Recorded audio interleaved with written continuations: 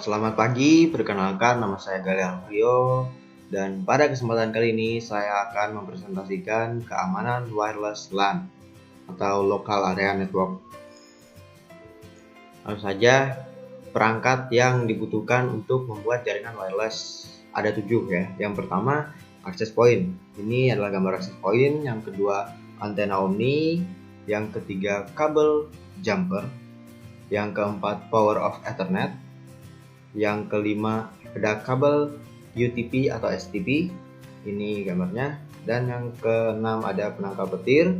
Dan yang terakhir ada tower untuk memancarkan sinyal radio. Tipe-tipe wireless LAN, wireless network. Yang pertama ada wireless personal area network atau disingkat WPAN. Wireless Personal Area Network adalah jaringan wireless dengan jangkauan area yang kecil, contohnya Bluetooth pada handphone, infrared, dan Zigbee. Yang kedua, ada Wireless Local Area Network, atau yang kita sebut Wi-Fi. Wireless Local Area Network, atau biasa disebut dengan Wi-Fi, memiliki jangkauan yang lebih luas dibanding WPAN. Dan yang ketiga ada Wireless Metropolitan Area Network atau disingkat WMAN.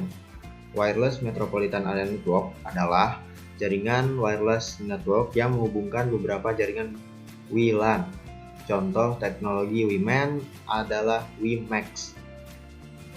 Dan yang keempat ada Wireless Wide Area Network yang kita sebut WWAN. Wireless Wide Area Network ini adalah jaringan wireless yang menjangkau area luas, misalnya menghubungkan kantor pusat dan cabang antar provinsi. Yang kelima ada cellular network atau mobile network. Adalah jaringan radio terdistribusi yang melayani media komunikasi perangkat mobile seperti handphone, pager, dan lain-lain. Contohnya GSM, VGS, dan DMS. Protokol yang digunakan pada jaringan wireless. Yang pertama, ada 802.11. IEEE ini menciptakan standar wireless yang pertama bekerja pada frekuensi 2,4 GHz yang dinamakan 802.11. Namun standar ini hanya mendukung bandwidth jaringan maksimal 2 MB per second. Terlalu kecil untuk komunikasi jaringan pada saat ini. Oleh karena itu, perangkat wireless dengan standar ini tidak diproduksi lagi. Yang kedua ada 802.11b, bekerja pada frekuensi 2,4 GHz. Vendor perangkat elektronik pada umumnya lebih memilih menggunakan frekuensi ini dikarenakan dapat menekan biaya produksi.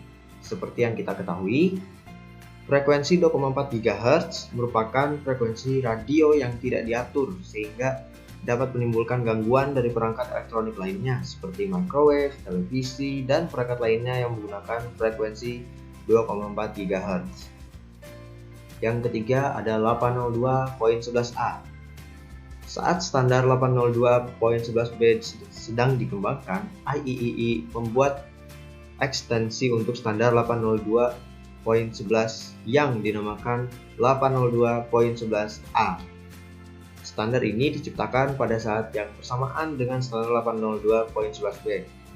Standar ini sudah mendukung bandwidth data mencapai 54 MB per second dan menggunakan frekuensi 5 GHz. Dalam artian semakin tinggi frekuensi, maka semakin pendek jangkauan sinyal. Dikarenakan berjalan pada frekuensi yang berbeda, dengan standar 802.11b, kedua teknologi ini tidak kompatibel satu sama lain.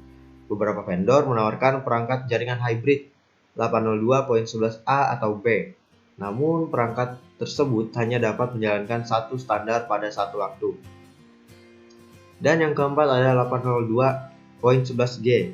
Standar ini diciptakan pada tahun 2002 dengan menggabungkan kelebihan masing-masing standar, yaitu 802.11a dan 802.11b. Standar ini mendukung bandwidth 54 MB per second dan menggunakan frekuensi 2,4 GHz yang berarti memiliki jangkauan sinyal yang luas.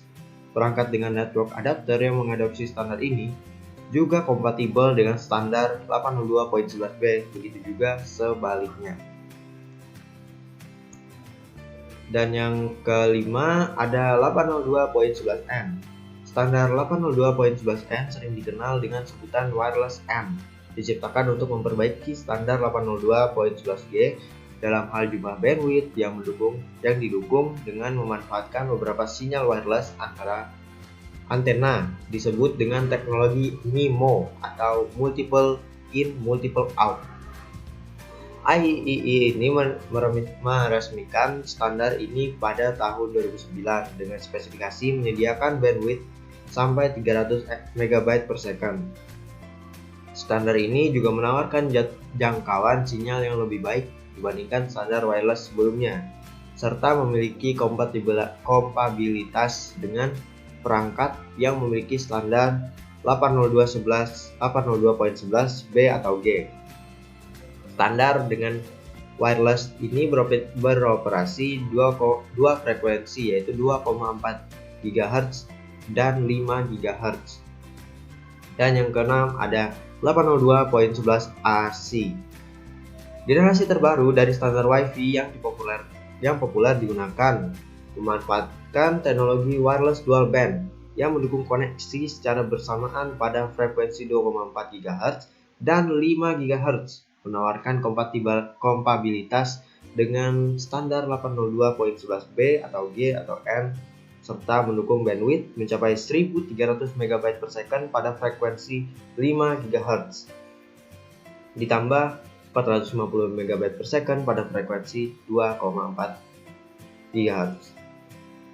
Nah, lebih aman manakah jaringan kabel dibandingkan jaringan wireless?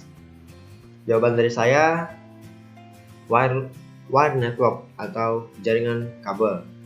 Kenapa begitu? Karena menurut saya meskipun jaringan wireless lebih efisien, tetapi dari segi keamanan jaringan wire lebih aman dibandingkan jaringan wireless karena informasi menjadi kurang aman dan lebih mudah dihack karena jaringan wireless itu menggunakan frekuensi radio sebagai mengirim dan menerima data. Sedangkan jaringan kabel menggunakan kabelnya langsung. Menurut saya itu membuatnya menjadi lebih aman. Nah, berikut adalah jenis-jenis serangan wireless LAN. Nah, yang pertama adalah MAC address spoofing. Metode penyerangan ini dapat dilakukan dengan cara memasukkan atau menggunakan MAC address dari sebuah komputer yang memiliki hak untuk mengakses suatu jaringan internet kabel. Serangan ini akan berhasil apabila dalam hotspot tidak ada metode validasi lainnya yang digunakan selain berbasis MAC address saja. Yang kedua adalah rogue access point. Pada metode ini, penyusup membuat sebuah access point palsu. Tujuannya adalah agar user akan tertipu sehingga akan mengakses access point palsu ini jika user sudah terhubung ke access point palsu ini. Penyerangan akan dengan leluasa melakukan aksinya pada komputer user yang menjadi korbannya. Yang ketiga ada web attack. Saat ini serangan ini merupakan metode yang cukup populer digunakan di banyak hotspot. Sebabnya boleh jadi karena metode pengamanan web kini sudah menjadi pengamanan default dalam setiap access point yang ada di pasaran.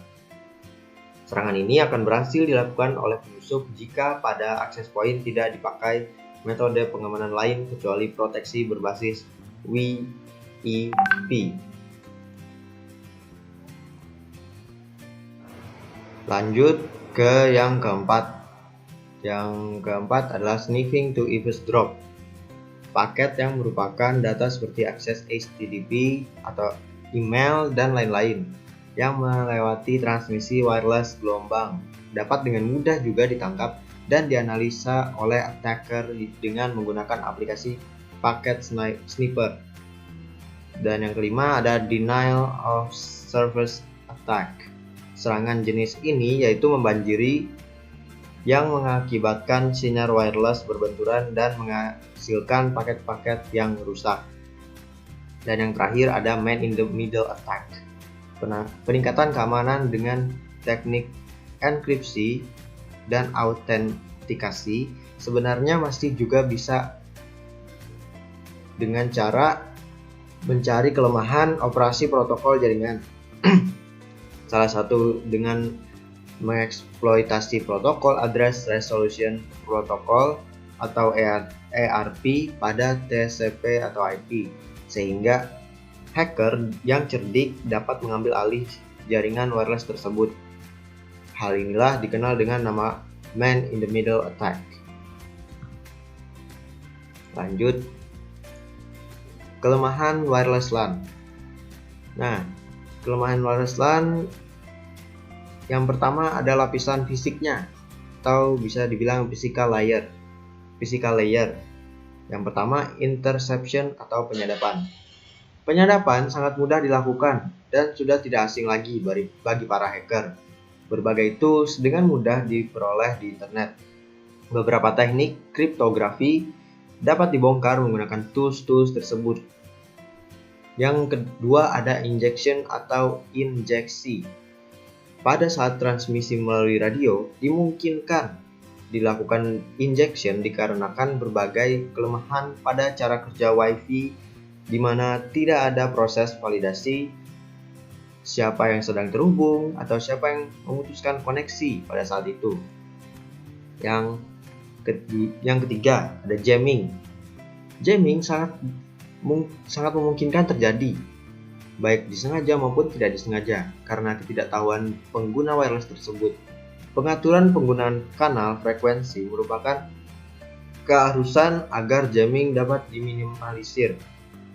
Jamming terjadi karena frekuensi yang digunakan cukup sempit sehingga penggunaannya kembali channel sulit dilakukan pada area yang padat jaringan nirkabelnya. Yang keempat ada locating mobile nodes. Dengan berbagai software, setiap orang mampu melakukan wireless site survey dan mendapatkan informasi posisi letak setiap Wi-Fi dan beragam konfigurasi masing-masing. Hal ini dapat dilakukan dengan peralatan sederhana seperti PDA atau laptop dengan didukung GPS sebagai penanda posisi. Yang kelima ada access control. Dalam membangun jaringan wireless perlu didesain agar dapat memisahkan node atau host yang dapat dipercaya dan host yang tidak dapat dipercaya, sehingga diperlukan access control yang baik. Yang keenam ada hijacking. Serangan man in the middle tadi yang dapat terjadi pada wireless karena berbagai kelemahan protokol tersebut, sehingga memungkinkan terjadinya hijacking atau pengambil alih komunikasi yang sedang terjadi dan melakukan pencurian atau modifikasi informasinya. Kemudian ada lapisan MAC. Yang tadi physical layer, yang kedua ada lapisan MAC atau data layer. Pada lapisan ini terdapat kelemahan, yakni jika sudah terlalu banyak node atau klien yang menggunakan channel yang sama dan terhubung pada IP yang sama, maka bandwidth yang mampu dilewatkan akan menurun. Selain itu, MAC address sangat mudah di spoofing atau ditiru atau diduplikasi, membuat banyak permasalahan keamanan. Lapisan data atau MAC ini juga digunakan dalam autentikasi dalam implementasi keamanan Wi-Fi berbasis WPA radius 802.1 kali plus TKIP atau AES. Apa sih SSID? SSID itu adalah Service Set Identifier, adalah tempat untuk mengisi nama wireless access point yang kita buat. Biasanya SSID ini setiap wireless point yang dibuat berbeda-beda, dan biasanya wireless access point di hidden agar pengguna yang tidak dikenal tidak dapat memasuki jaringan tersebut. Perbedaan-perbedaan antara WEP atau WPA dan WPA2. WEP menggunakan 64 bit dan 128 bit, Ada dua cara untuk memasukkan web key, sama dengan Anda setkan sendiri atau generate menggunakan fastparse. Fastparse akan di generate automatic web key untuk Anda bila Anda masukkan abjad dan tekan generate. Untuk pengetahuan Anda, ia hanya boleh memasukkan 0 sampai 9 AF heksadesimal. Kepanjangan key bergantung pada jenis security Anda. Jika 64 bit, Anda harus memasukkan 10 key. Dan untuk 128 key, Anda harus memasukkan 26 key. Tak boleh kurang dan tak boleh lebih. Sedangkan WPA PSK merupakan deskripsi yang ada pada web. Malah ia menambahkan security yang lebih aman pada wireless Anda. WPA PSK masih bisa di-crack atau disadap, tetapi mengambil masa lebih lama dari web. Panjang key-nya adalah 8-63. Anda bisa memasukkan sama dengan 64 heksadesimal atau ASCII seperti biasa. Dan yang terakhir, WPA 2 PSK. Ada dua jenis deskripsi, yaitu Advanced Encryption Standard dan Temporal Key Integrity Protocol. TKIP banyak kelemahan, oleh itu lebih baik Anda gunakan ACE. Panjang key-nya adalah 8-63. Anda boleh memasukkan sama ada 64 heksadesimal atau ASCII seperti biasa. Di antara ketiga sistem tersebut, yang manakah yang lebih aman? Menurut saya WPA 2 PSK adalah yang teraman, karena WPA 2 PSK adalah security terbaru untuk wireless dan yang pasti lebih bagus dari WFP dan WPA PSK.